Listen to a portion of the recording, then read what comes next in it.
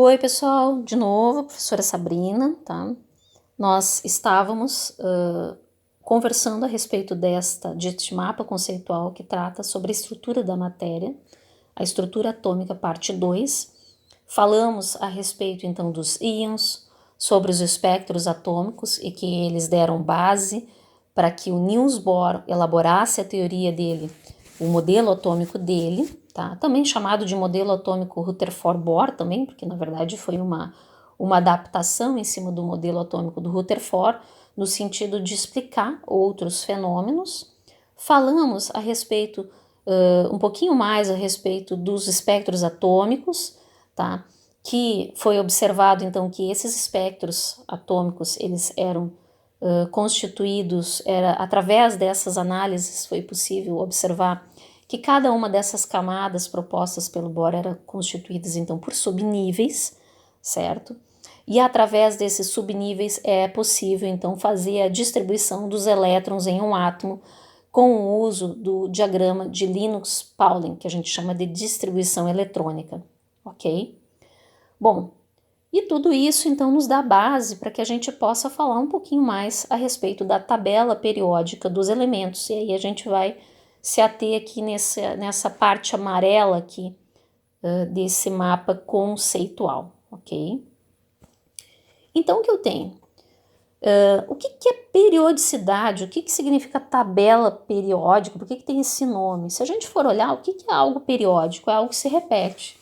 Eu periodicamente vou na academia, faço meus exercícios, eu periodicamente tomo café, periodicamente tomo banho, então são relacionadas, essa palavra tabela periódica se relaciona com propriedades que se repetem nos elementos químicos.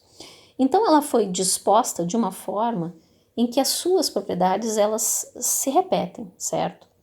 Bom, vocês vão perceber, e eu deixei ali no SIGA, materiais a respeito da origem da tabela periódica, certo? Como o Mendeleev, ele conseguiu, então, elaborar essa disposição atual que a gente tem hoje de tabela periódica. Vamos clicar aqui nesta página, certo? Para verificar um pouquinho mais a respeito dos... Essa é uma tabela periódica que mostra os elementos, certo? Aqui ela está um pouquinho mais visual, ela mostra os números atômicos e mostra um pouquinho mais a respeito da aplicação de cada um deles, certo? Então é uma forma mais visual, mais bonitinha para mostrar cada um deles. A gente percebe então que cada um desses elementos ele é representado por um símbolo, certo? Esse número acima, tá, no canto direito aqui, ele representa o número atômico, e o que é o número atômico? É o número de prótons dele, ok? Então aí, através dessa imagem, a gente consegue perceber isso, tá? E aí aqui, no canto direito, a gente consegue perceber, então, a tabela periódica tradicional que a gente tem, com as suas subdivisões. A gente percebe, então, que ela é classificada em famílias, em períodos, certo? Cada um de vocês precisará ter uma tabela periódica, sendo num livro ou adquirida. A tabela periódica vai fazer parte da vida de vocês durante os próximos anos, tanto no segundo como no terceiro ano, porque ela vai ser muito útil para uma série de outros conteúdos que vão ser vislumbrados na disciplina de Química. Existe essa outra página que trata também, que mostra a tabela periódica de uma forma um pouco mais interativa. Aqui a gente tem as diferentes famílias, então a gente percebe esses números acima, ok? Esses números acima, então, eles falam das famílias, as famílias, então, são as colunas da tabela periódica, certo? E os períodos são os períodos delas são as linhas, certo?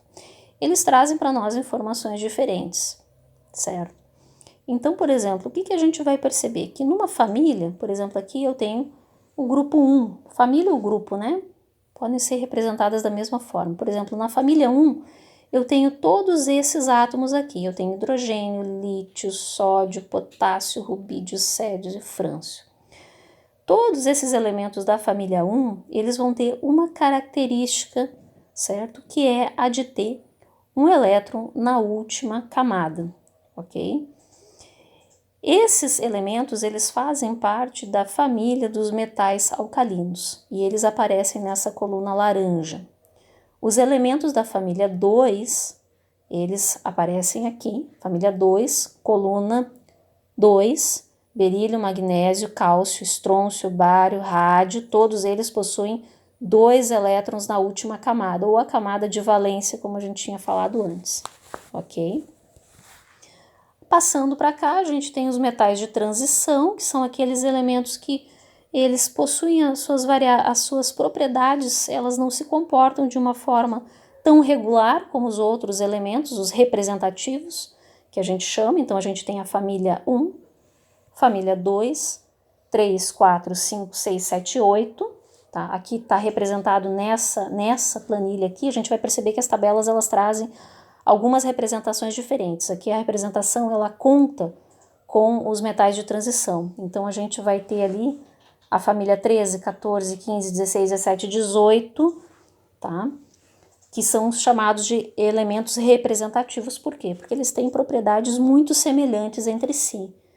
Por exemplo, sódio e lítio, ele tem características muito interessantes e semelhantes. Por exemplo, os dois, como estão na família 1, eles têm um elétron na última camada, e eles têm propriedades semelhantes. Por exemplo, o sódio é um metal mole, ele pode ser cortado com uma faca, ele é extremamente reativo com a água, ele explode em presença da água.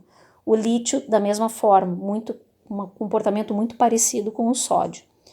Então, vocês vão perceber que aqui a gente tem, então, os semimetais, que a gente chama, certo? Aqui da família 13, os não metais, que são todos esses, pintadinhos aqui de verde claro, e depois os gases nobres, tá? Que a gente depois vai tratar aí com um pouquinho mais de detalhe. Todos esses chamados metais de transição, que fazem parte aqui do miolo da tabela periódica e que vão aqui da família 3 até a família 12, como falei, eles possuem esse nome metais de transição porque eles têm eles têm propriedades que não se repetem, que não são tão próximas, tão regulares como os outros representativos. E temos ainda aqui abaixo, tá, os chamados lantanoides e actinoides, que são chamados de elementos de transição interna. Qual é a diferença dos elementos de transição para os elementos de transição interna? Todos esses elementos de transição aqui, que fazem parte de um miolo da tabela periódica, eles terminam, então, com os seus elétrons na camada, no subnível D, ok? E os outros, que fazem parte, então, dos elementos de transição interna, chamados, então, de lantanoides e actinoides, eles terminam, então, com os seus elétrons nos subníveis F de energia, certo? Voltando para cá, para o mapa conceitual, então a gente vai perceber, então, que a tabela periódica é organizada, então, em períodos, que são as linhas, tá? Da esquerda para a direita. A gente tem, então, um aumento do número Z. O que é o número Z? Isso já foi colocado no vídeo anterior, é o número atômico, certo? E a gente também tem essa classificação por números, por famílias ou grupos, considerando o comportamento dos elementos que surgem, então, essa organização em colunas. Todo esse histórico, como eu falei, de organização da tabela periódica foi realizado pelo Mendeleev e está lá nos vídeos que também foram colocados lá e no texto que eu coloquei também no SIGA, ok? Bom, esses elementos possuem, como já foi falado, então, propriedades periódicas.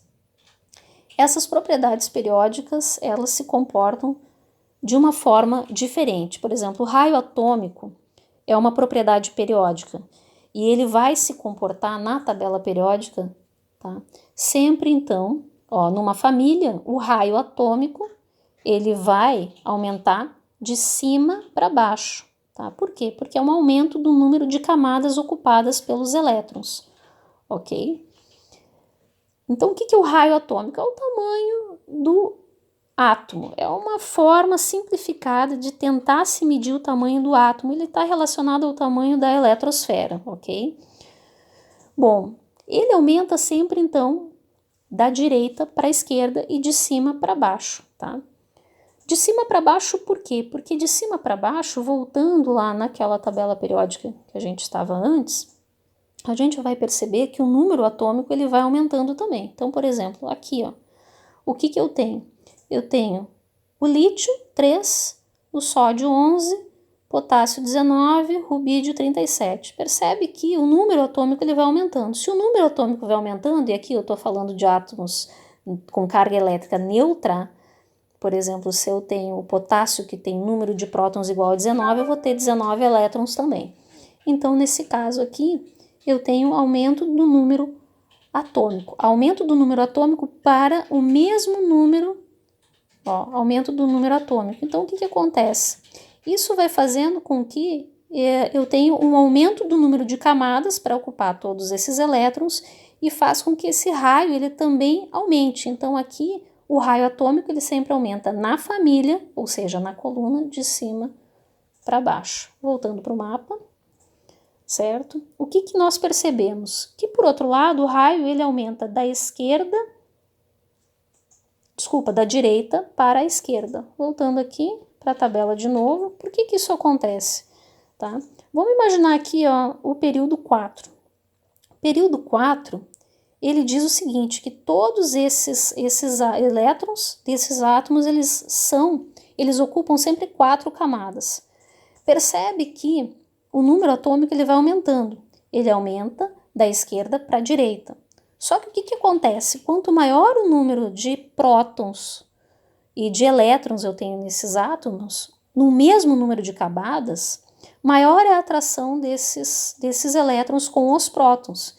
E isso vai fazer com que o raio atômico ele diminua, ok? Então, por isso que aqui, nesse caso, eu tenho uma diminuição do raio atômico sempre da direita para a esquerda, tá?